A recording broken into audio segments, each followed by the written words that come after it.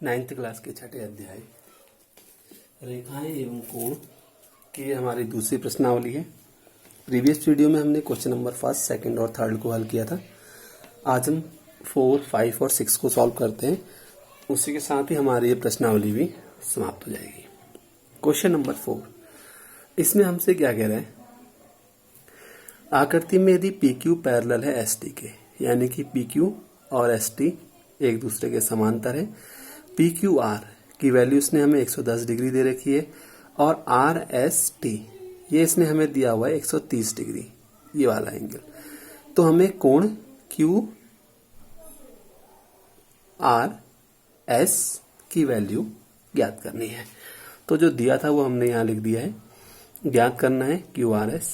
अब इस प्रश्न को सॉल्व करने से पहले हम इसमें कुछ रचना करेंगे। जैसे जो डार्क लाइन से ये तो इसने हमें दिया हुआ है, हमने जो डॉटेड लाइन से बनाया है ये हमने रचना की है।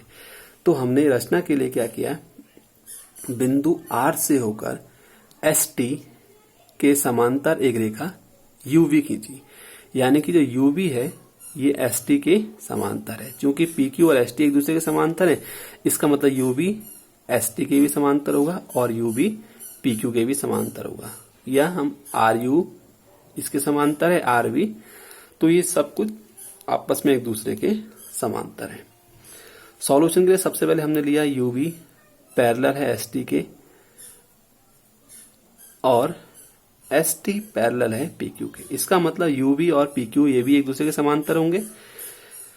तब इससे पहले हमने जो सेकंड वीडियो बनाई थी उसमें बताया था कि अगर ये दोनों रेखाएं एक दूसरे के समांतर होंगी और तो QR हमारी एक तिर्यक रेखा होगी। तो तिर्यक रेखा के एक ही ओर बने कोण ट्रांसवर्सल लाइन है। तिर्यक रेखा के एक ही ओर बने कोण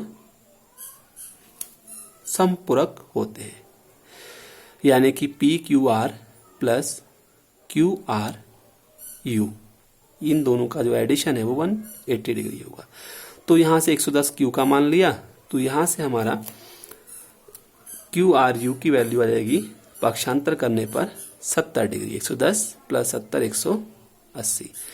इसी प्रकार से हमने ST समांतर है RV के, तो इसमें और इसमें क्योंकि ऐसा तिर्यक रेखा है तो ये दोनों का योगफल जो होगा हमारा वो 180 डिग्री होगा। क्योंकि ये इसने हमें दिया हुआ है RST 130, तो ये हमारा आ जाएगा 50 डिग्री।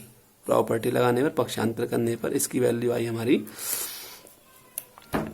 50 degree SRV। अब हम इन तीनों में हमने जो QRS जो पॉइंट R है इस पर हमने रैखिक युग्म लगा दिया। क्योंकि सीधी रेखा है तो उसका मतलब ये एंगल प्लस ये एंगल प्लस ये एंगल तीनों मिलकर के 180 डिग्री का कोण बनाएंगे। ये हमें 70 मिल गया ये वाला, और ये हमें 50 मिल गया था। 70 प्लस 50 120 और QRS की वैल्यू आ जाएगी 180 माइनस 120 यानी कि 60 डिग्री। क्वेश्चन नंबर, अब चलते हैं हम 5 की ओर। क्वेश्चन नंबर 5 में हमसे क्या कह रहे हैं? आकृति दे रखी है इसने हमें, कह रहा है AB पैरेलल है CD के। APQ की वैल्यू 50 डिग्री दी है, PRD की वैल्यू इसने 127 डिग्री दे रखी है और हमने X और Y जो अननोन वैल्यूज हैं उनको फाइंड करना है। तो दिया है, मैं यहाँ लिख दिया है हमने, ज्ञात करना है हमें X और Y। सॉल्यूशन में सबसे पहले हमें क्या पता है कि AB पैरेलल है CD के। अगर AB और CD पैरेलल हैं, समांतर हैं एक दूसरे के, तो PQ इसकी ट्रांसवर्सल लाइन यानी कि तिर्यक रेखा है।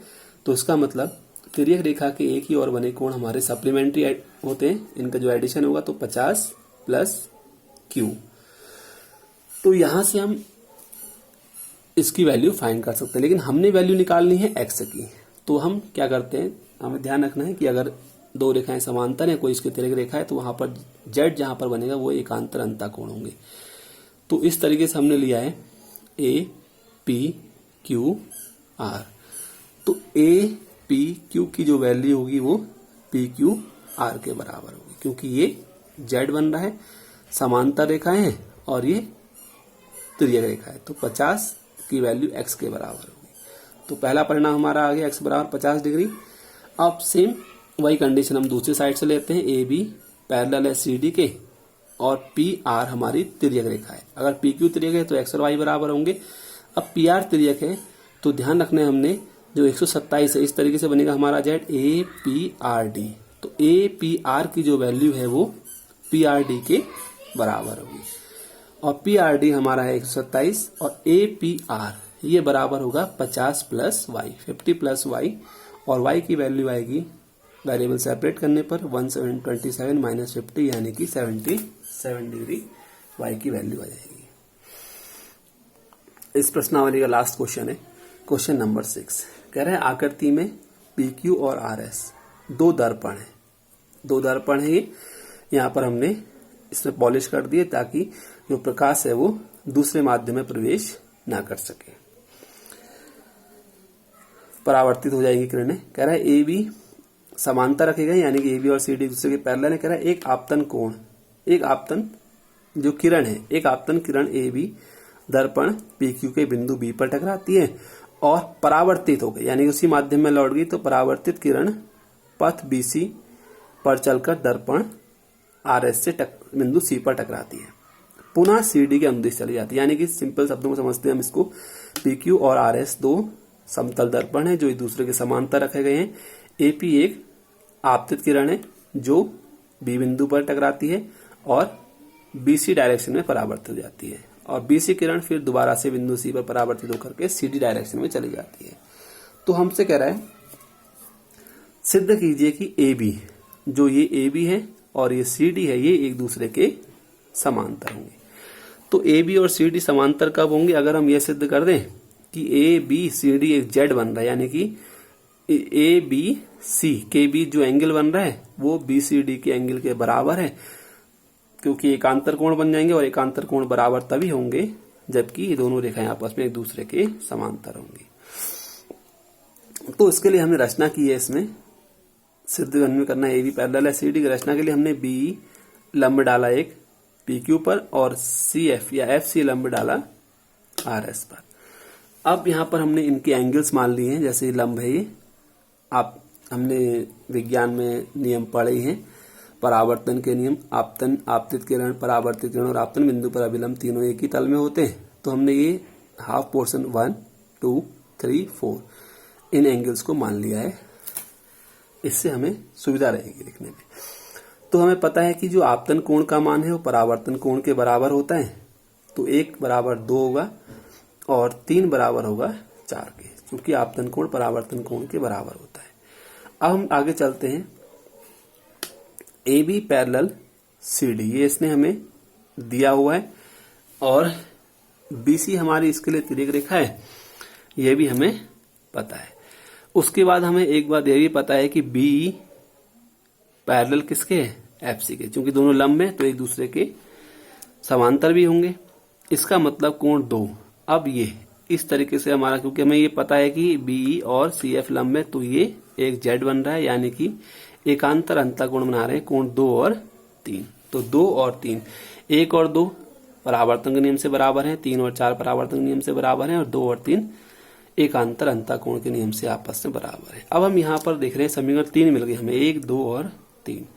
अब हम ये देख रहे हैं समीकरण 1 और 3 से 1 बराबर है 2 के, 2 बराबर है 3 के, 3 बराबर है 4 के, यानी कि 1 और 4 भी आपस में बराबर होंगे। 1 बराबर 2 के, 2 बराबर 3 के, 3 बराबर है 4 के, तो पहला और लास्ट वाला भी आपस में बराबर होंगे। ये हमारी आ गई समीकरण नंबर 4। अब हमने समीकरण नंबर 3 और समीकरण नंबर 4 को जोड़ लिया, तो बाएं पक्ष में 1 + 2, दाएं में 3 + 4। अब 1 + 2 क्या हो गया हमारा? ये ए बी सी, 3 + 4 बराबर होगा B C D, A B C बराबर आ गया बी सी डी के। अतः ये शो कर रहा है कि एकांतर कोणों का एक युग्म बराबर है। अतः जब एकांतर कोण बराबर होंगे तो इसका मतलब दोनों रेखाएं एक दूसरे के समांतर है। इस तरीके से हमारी ये प्रश्नावली समाप्त होती है। नेक्स्ट वीडियो में हम अब जो इसकी लास्ट प्रश्नावली सॉल्व करेंगे तो उससे पहले 2 प्रमेय हमारी उनको समझेंगे, फिर एक्सरसाइज स्टार्ट करेंगे।